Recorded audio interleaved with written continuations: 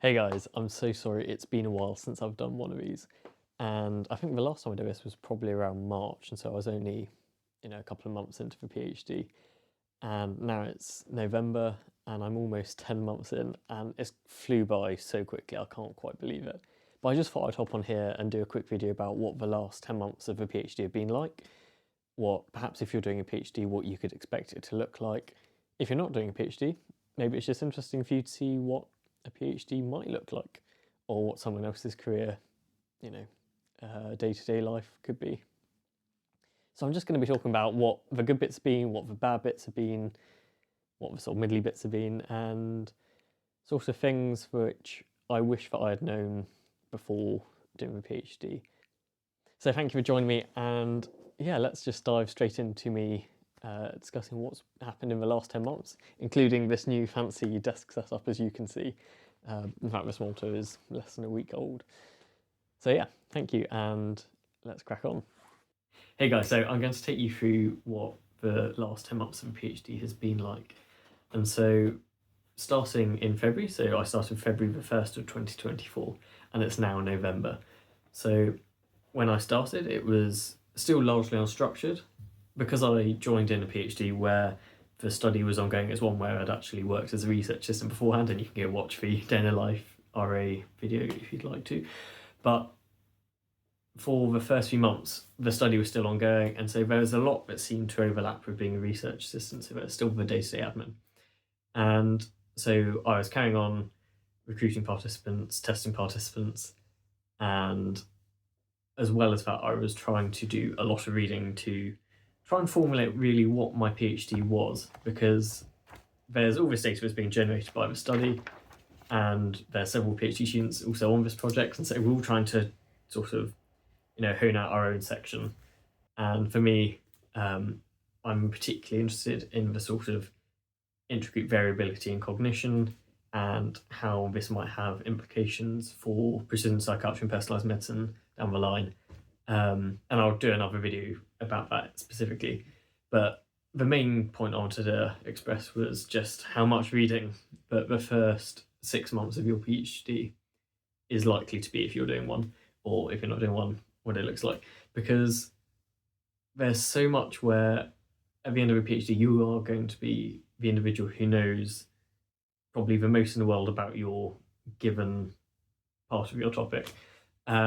Maybe, for me, it won't be that I'll be the leading expert on depression and schizophrenia, but it might be that for my particular niche, I will be hopefully up there. And that is the point of a doctorate. So at the moment, I've got about 104 papers in a Notion database, and I will show you guys at some point how to do a literature database in Notion, because I know some of you have been wanting to see that. But on top of reading, I actually took some annual leave because I sort of went straight into PhD, and so it's been good to make sure that I've been carving out chunks of time about every 4 months or so, where I can go on holiday with my friends, with my family, and that's been great. And the good thing about my PhD actually so far has been quite flexible. And I think particularly if you're doing a dry lab PhD instead of a wet lab, one of the pros is that obviously the participants are people, and so you tend to try and work about 9 to 5 in terms of having people in the study, which is really good. Whereas I think if you're doing wet lab, your cell cultures might want you at 1 o'clock in the morning. I know that's not too uncommon, but for me, it's been pretty good in terms of flexibility. Still demanding. I've been particularly recently working a lot more into evenings, but I'll get there in a second. So we've got through the first bit where you're reading perhaps a lot for the first 6 months or so. And on top of that, I went to the Digital Healthcare Show in London, and that's fantastic. That was to look at the use of AI for generally personalised medicine and how the NHS and other sort of private health companies could leverage this type of data, this type of machine learning techniques and deep learning techniques in a way that can best benefit both the patients and the healthcare trust themselves. And that was really cool. And then I've been, on top of that, I went to a precision psychiatry online conference by Massachusetts General Hospital. That was fantastic. That was early in September. And so it's been largely sort of trying to find some training conferences, reading a bit. It was fairly chill's not the right word because it was busy. But the interesting thing about the PhD is that you are in charge of your own deadlines to a large degree. And so you have to be very on it and very motivated in order to make sure that you get your PhD done, because you are accountable to essentially yourself. No one else is going to go, oh, Benjamin, you're late doing a lit review. Whereas I have to carve out some time for myself and plan, I want to have this done in this month.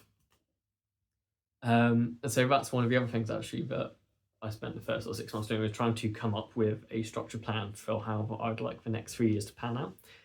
Because I'm keen to try and keep my PhD within 3 to 4 years. That might not be possible, but it's something that I am very keen on. So more recently, we've just finished wrapping up a 2.5-year study, and this has meant that there's suddenly been an influx of data to analyse, and I've had some deadlines for conferences that I'd like to go to. And in order to do that, this has been quite tight deadlines in the last few weeks, and I severely underestimate actually the difficulty that I had in analysing a data set of that size, purely in the amount of work it took to clean and transform all the data into into a form where it could be analysed. And so for me, particularly the last few weeks have been very stressful, as even before actually this last deadline. Before then, I had to relearn how to do some fMRI analysis. But anyway, that took a while, and it's been a steep learning curve the last few weeks. It's been really stressful. I've had quite a few nights where I've been finishing about 11, 12 o'clock at night. And it has been hard. But I'm reaching a point where I think I'm now getting hopefully more on top of things up to Christmas. And in fact, actually, the deadline that I had, which was actually for yesterday, has now become one for January, and so that's quite good. And so, whilst at the beginning of the PhD, particularly around February to, I think, probably July, August, I was still quite unsure about where the direction of the PhD was going, and I think that's quite normal. At this point, I've now been able to, I think, develop quite a strong plan for where I want my PhD to go. It's still very ambitious, and particularly after the last few weeks, I'm still not entirely sure quite how I'm going to pull it off. It could mean, hopefully, getting quite a few papers published that I can substitute for chapters in my PhD thesis. But as a, I think, general rule, I've been enjoying the PhD. The bits I don't seem to enjoy actually is quite where the PhD have overlapped with being an RA to the degree where it doesn't feel like I'm doing something else.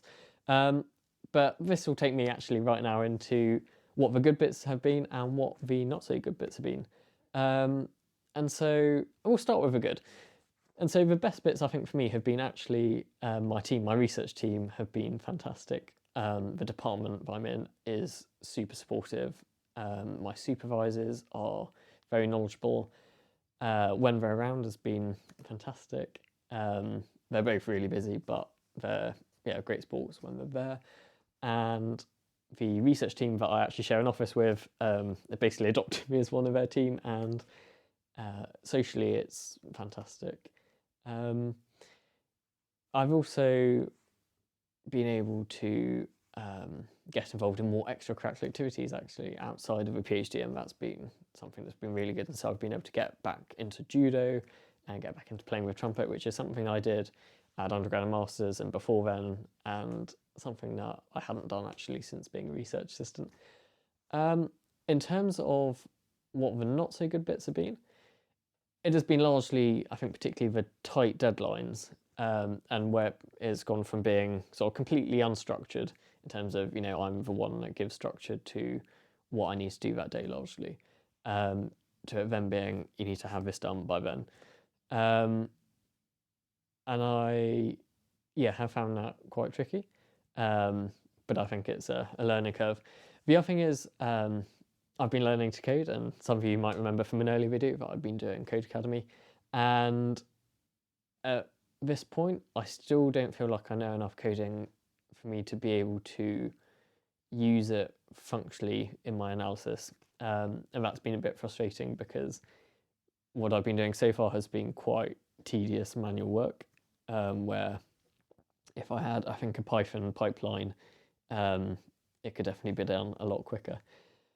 So I think that's something also, if you're doing a PhD, I would highly recommend, is to get on top of your coding skills. Everyone uses code if they're not, proficient necessarily in code themselves. It's just a really useful skill and will make your life so much easier.